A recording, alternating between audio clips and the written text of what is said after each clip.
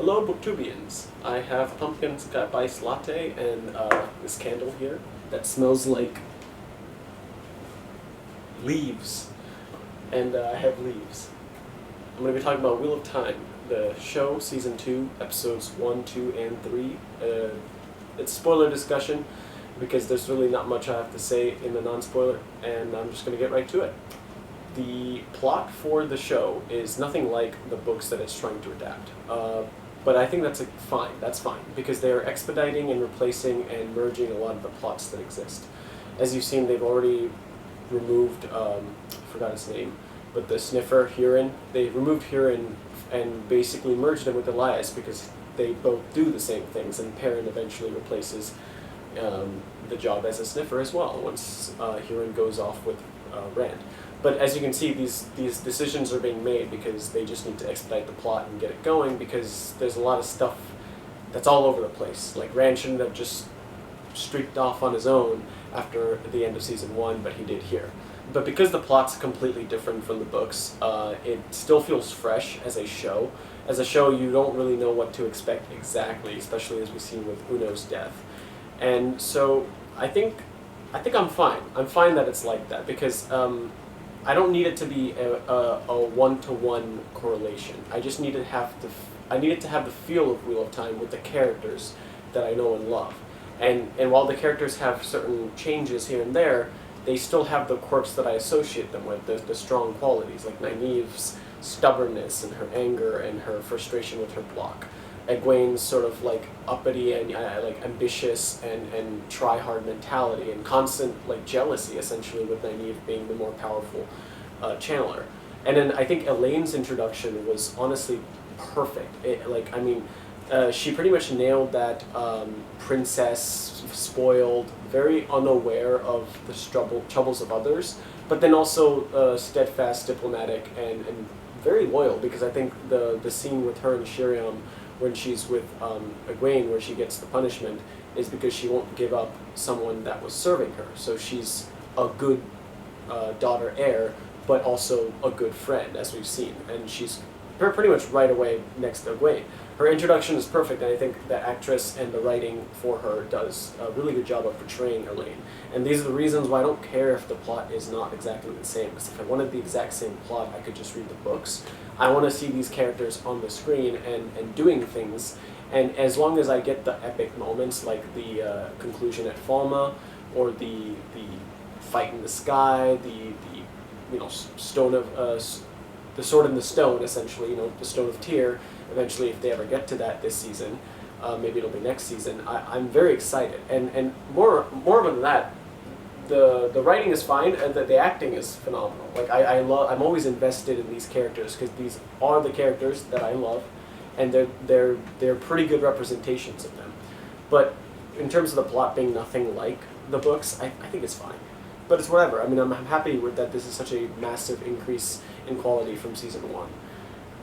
And as for my nitpicks for the first 3 episodes, why is Perrin using a sword? Like, it's such a little thing, and it's not even little, it's like part of his character, that's like the whole point. It's Cindy and I talked about this, and if I was to write in his axe being a thing, it would be very simple. It wouldn't even need anything crazy other than the axe that he was already using in Season 1, if I recall. When he's having that like little therapy session with Ingtar, where it's like, oh, before you kill Fane, ask him why, blah, blah, blah. It's like, and he's talking about that rage he feels. Just, he's killed his wife with the axe. Like, the show has a very good setup for the plotline they want to show, but it's like, they don't want to show it the way it's shown in the books. It's a very small thing, so it's like, why am I even complaining? Because it's so small, then why didn't you just like have him hold an axe? You don't even have to have the whole thing. And it's very funny because it feels like in a bunch of action scenes, he's using everything except the axe. He starts punching the Shan Chen soldiers. He starts swinging the sword. He starts using the stick to beat things. And I'm like, just all you had to do was have him be dragged next to like a woodcutter's block, and he grabs the axe as he grabs the axe. Don't do that. Yeah. what's her name? Viola isn't in the story yet. So he grabs the axe as he's getting dragged, and then boom, fight scene. It's like same exact thing. It's like it's so simple, but it's like whatever. So it's why it's a nitpick. The other thing is Moraine and Lan. They should be dead as per the book stuff. It's like again small thing. They changed it probably because in movies and stuff you want to have the actors, the characters get beat up a little, but Wheel of Time weaponry, I suppose, that the Shadow uses are very like dead or not dead. Like you get cut by a blade, you're dead. If you get touched by a Shadow Hound or a Dark Hound, you're dead. It's like there's so many like instant kills, so I guess I wonder if it's just hard to direct that in a show setting. Maybe, I don't know. But that's the other nitpick I had. In terms of the characters as well, I noticed that Matt and Perrin have slightly different... I mean, everyone does, specifically Matt and Perrin, because they're dealing with issues that they didn't have to deal with in the book up to this point. Rand is more or less dealing with the ideas, the stuff that he had to deal with before. As I said, they're merging a lot of plots, like he's in the Kyrian and Noble House, but he's still also dealing with the concept of his powers. So, and plus most of book 3 is that, but we don't get any of his point of views, so in a way they're allowed to have that little bit of freedom with them. But Matt and Perrin specifically, so Matt's whole thing is, he's dealing with basically abandoning his friends, which is not a thing he's ever done, and I get that why. I think the actor leaving put the writers in that predicament, so now they kind of just have to deal with it. I don't know how that's going to be resolved or why that's happening, but it's a problem that's never existed in the book. So now that it's a problem, we see a very, very different version of Matt. He's got the same, boyish archetypes, the little driven, sort of roguish personalities, but now he has to deal with the stinging feeling of knowing that his friends might not actually care about him. But see, that's a little, that's somewhat on track. But I also remember, when Cindy and I were watching this, I remember saying, like, if the door was open and Leandrin was letting him go, the Matt from the books up to this point, assuming he's not dealt with the same shit as the show and only dealt with the book stuff, he would have been out on the streets, gambling, drinking, dancing. This is a very different Matt, but I don't know if that's a bad thing because he's presented with different, different struggles. Same with all of the characters. I mean, Nynaeve's thing with the Arch is presented, more or less they were all the same as the books, just different things. The feeling of helplessness, the feeling of not being able to help everyone else, and the feeling of having to give away a life that could have been. And those are all pretty much shown in the show. I think my only nitpick with that is that, technically speaking, when her long third Arch dream sequence was done, time should not have moved on that much in the world. I guess they maybe did that to showcase the grief aspect of Egwene. That's another nitpick. It's whatever.